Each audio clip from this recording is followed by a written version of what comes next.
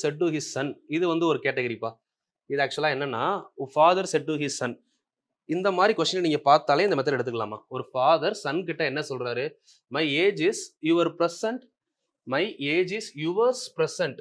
உன்னுடைய தற்போதைய வயது at the time of your birth அப்படின்னு சொல்றாரு. அதாவது நீ பிறக்கும் போது உன்னுடைய வயதுல இருந்தேன் அப்படின்னு சொல்றாரு. நீ பிறக்கும் பொழுது நான் உன்னுடைய வயதில் இருந்தேன் அப்படின்னு சொல்றாரு. இந்த வார்த்தையை பாருங்க. உன் பிறப்பின் போது நான் உன்னுடைய தற்போதைய வயதில் இருந்தேன் அப்படின்னு சொல்றாரு. இந்த கான்செப்டை பார்த்தீங்கன்னா எங்கேயும் யோசிக்க வேணாம். சிம்பிள். ஃபாதர் சன், ஃபாதர் 2xனா சன் எக்ஸ், இவ்வளவுதான் லாஜிக்மா. இதை வச்சு நீங்க என்ன வேணா பண்ணலாம். இவ்வளவுதான் கான்செப்ட் முடிஞ்சது. இப்போ இந்த இடத்துல யாராவது ஒருத்தவங்க வயதாக கொடுத்துருக்காங்கன்னு பாருங்க. இது ஆனா எப்ப இருக்க வயது அப்படின்னா பிரசன்ட். இதை பாக்ஸ் பண்ணி வச்சுக்கோங்க. ஸோ இது வரைக்கும் நான் ஃபர்ஸ்ட் கிளாஸ்ல இருந்து உங்களுக்கு அந்த ஃபார்முலா நோட்டுன்னு ஒரு நோட் போட சொன்னேன். எத்தனை பேர் அந்த நோட் போட்டு ப்ராப்பராக ஃபாலோ பண்ணீங்கன்னு தெரியல. ஃபாலோ பண்ணவங்களுக்கு கண்டிப்பாக யூஸ்ஃபுல்லாக இருக்கும். ஃபார்முலா நோட் அப்படிங்கிறது எக்ஸாம் இதை இந்த டாபிக் முடிக்கிறப்ப நான் எக்ஸ்பிளைன் பண்ணுறேன். ஏன்னா அது எவ்வளோ யூஸ்ஃபுல்லாக இருக்குன்றது ஃபார்முலா நோட் யூஸ் பண்ணவங்களுக்கு தான் தெரியும். சரிங்களா?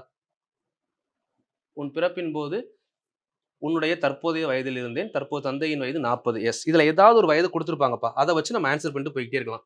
தந்தையின் தற்போதைய வயது எவ்வளோ? 40. சரிங்களா? இப்போ ஃபாதருடைய தற்போதைய வயது 40 அப்படின்னு கொடுத்தாங்கன்னா எக்ஸ் எவ்வளோ வரும்னு பாருங்க. 40ல் பாதி எவ்வளோ?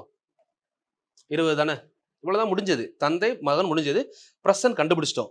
ப்ரெசன்ட்ல ஒருத்தவங்க வயது கொடுத்தா அதை பாதி ஆக்கிருங்க. ஃபாதர் கொடுத்தா பாதி ஆக்கினா சன்னு, சன்னு கொடுத்தா டபுள் ஆகினா ஃபாதர். இது ஒரு ஆஃப் முடிஞ்சது. இதுக்கப்புறம் என்ன கேட்டிருக்காங்க எனில் 5 ஆண்டுகளுக்கு முன்பு மகனின் வயது. அவ்வளோதான். அப்போ இங்கிருந்து நம்ம என்ன பண்ணணும்னா -5. 5 வருஷத்துக்கு முன்னாடி மகன் வயது என்னவா இருக்கும்? 15. ரொம்ப சிம்பிள்.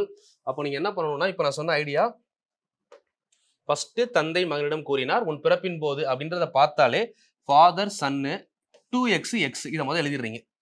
அதுக்கப்புறம் சன் வயது கொடுத்தா இங்கே போடணும், ஃபாதர் வயது கொடுத்தா இங்கே போடணும்.